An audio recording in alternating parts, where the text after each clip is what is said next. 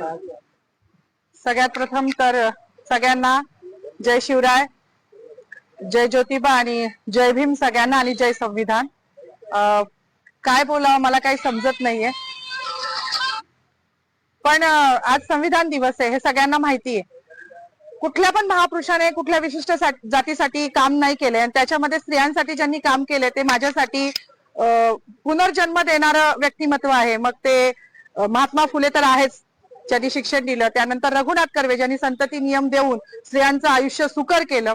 आणि तिसरे म्हणजे जे कायमच ज्यांना पिढ्यानपिढ्या त्यांचं ऋण फिटणार नाही असे डॉक्टर बाबासाहेब आंबेडकर, ज्यांनी हिंदू कोड बिल, म्हणजे आज मला शोकांतिका आहे की मी जेव्हा जय भीमचा नारा लावला तेव्हा मला पोलीस स्टेशनला घेऊन येणारी जी महिला होती तिला पण म्हटलं, बाई आज तुझी वर्दी घालून मला घेऊन चाली ना पोलीस स्टेशनला, हे पण त्या बाबासाहेबांची कृपा आहे बरं तुझ्यावर. मला हसायला आलं, मी अजूनही आनंदी आहे, मला काही वाईट वाटत नाहीये. माझी नोकरी, माझं प्रमोशन मला काहीच कळत नाही, कारण माझ्या बाबासाहेबांनी हिंदू कोड बिलाचा जो राजीनामा दिला होता तो माझ्यासारख्या महिलांसाठी दिला होता. त्यांना माहिती होतं का भविष्यात माधवी जाधव जन्माला येणार आहे नाशिकमध्ये आणि ती माझ्या अस्तित्वासाठी लढणार आहे, नव्हतं माहिती. पण आमचं अस्तित्व निर्माण व्हावं. आज ज्या बसल्या आहेत ना तिकडे मंत्रिमंडळात डोक्यावर पदर घेऊन निवडणुक्या पुरत्या, त्या पण बाबासाहेबांच्या जीवावर बसल्या आहेत. नाही तर विशिष्ट जातीने तेच काम करायचं असं लिहून ठेवलं होतं. चूल आणि मूल याच्या पलीकडे ह्यांच्या संविधानानुसार कुठला वाव स्त्रीला नव्हता. आणि ज्या संविधानाने आज मला ही ताकद दिली आहे त्या बाबाला जेव्हा हे संपवायला जात आहे तेव्हा त्यांची ही लेख तेवढ्याच निडरतेने उभी राहिली आणि ह्याचा मला खूप अभिमान आहे. जास्त काही बोलणार नाही. गिरीश महाजनांनी जो बाबासाहेबांचा अपमान केला आहे तो भरून निघण्यासारखा नाही. म्हणजे त्यांच्या दृष्टिकोनातून पाप धुवायला आता कुंभमेळा येतोय, तिथे जरी त्यांनी नदीत आंघोळ केली तरी तो धुतला जाणार नाही, इतकं मोठं पाप त्यांनी केलेलं आहे. त्यांचं पाप जेव्हा संविधानाच्याच मार्गाने त्यांच्यावर ॲट्रॉसिटी दाखल होईल ना तेव्हाच ते धुतलं जाईल. एवढीच माझी मागणी की त्यांच्यावर ॲट्रॉसिटी दाखल करावी, अन्यथा ह्याच ठिकाणी मी उपोषण चालू करणार आहे. केलंच आहे असं समजा, जोपर्यंत त्यांच्यावर ॲट्रॉसिटी दाखल होत नाही. बाकी मला काही म्हणायचं नाही. पुन्हा एकदा जय भीम. डॉक्टर बाबासाहेब आंबेडकरांचा, डॉक्टर बाबासाहेब आंबेडकरांचा, भारतीय गिरीश महाजन मुर्दाबाद, संविधान जिंदाबाद, लोकशाही जिंदाबाद, हिटलरशाही मुर्दाबाद. आज संविधान दिन आहे, 26 जानेवारी. सगळ्यांना जय शिवराय, जय भीम, जय संविधान, जय सम्राट अशोका. माझं म्हणणं एकच होतं की आज 26 जानेवारी 1949 रोजी संविधान लागू झालं होतं. तर आज जो काही आपण हा दिवस साजरा करतो आहे प्रजासत्ताक दिन, हा फक्त भारतीय संविधानामुळे करत आहोत. जर भारतीय संविधानच नसतं तर आज आपण एका छताखाली सर्व धर्मीय लोक जमलोच नसतो आणि हा जातीभेद राहिलाच नसता. तर माझं एकच म्हणणं होतं की गिरीश महाजन यांनी, मंत्री महोदयांनी शिवाजी महाराजांचा जयघोष केला, संभाजी महाराजांचा जयघोष केला. मग बाबासाहेबांचा असा काय गुन्हा होता का बाबासाहेबांना का असं मुद्दामून डावललं जात आहे की हा असं, हे खूप म्हणजे त्यांनी असं करायला नको होतं.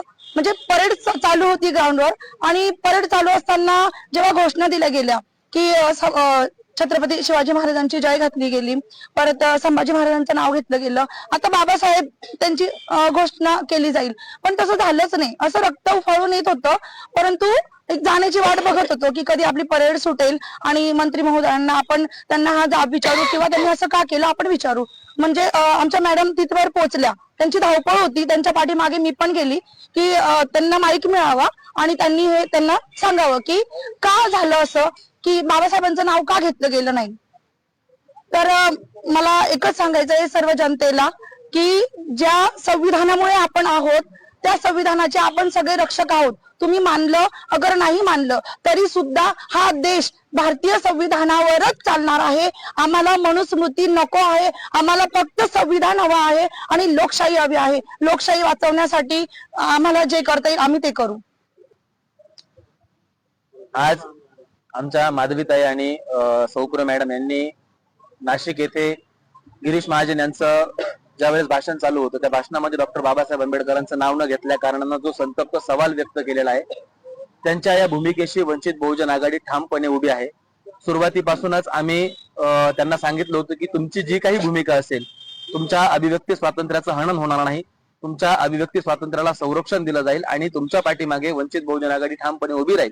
या संपूर्ण घटनेमध्ये आतापर्यंत सरकारवाडा पोलीस स्टेशनला त्यांना बसवण्यात आलं होतं. का बसवण्यात आलं होतं, कुठल्या ऍक्ट खाली बसवण्यात आलं होतं, त्याचा संदर्भ काय आहे, त्यांच्या अंगावरती वर्दी आहे, त्या सुद्धा या देशाच्या, या महाराष्ट्राच्या कर्मचारी आहेत, सरकारच्या कर्मचारी आहेत.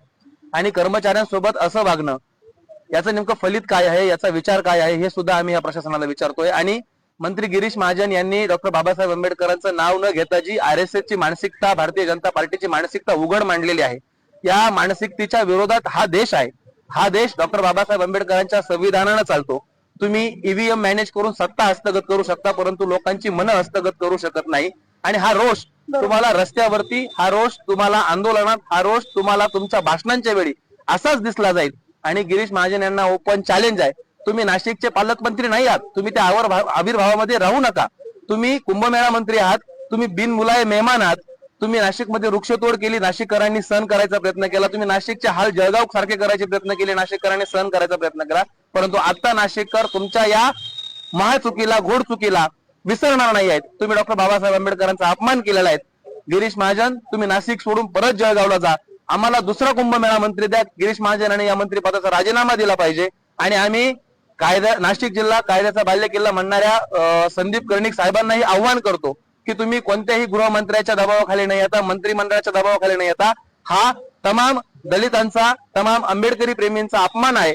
या अपमानाच्या ऍक्ट नुसार तुम्ही अनुसूचित जाती जमाती प्रतिबंध कायद्याच्या अनुसार गिरीश महाजनवरती गुन्हा दाखल केला पाहिजे. आणि हीच मागणी या दोन्ही कर्मचाऱ्यांची आहे. आणि या मागणीला वंचित बहुजन आघाडीचा पूर्णपणे पाठिंबा आहे.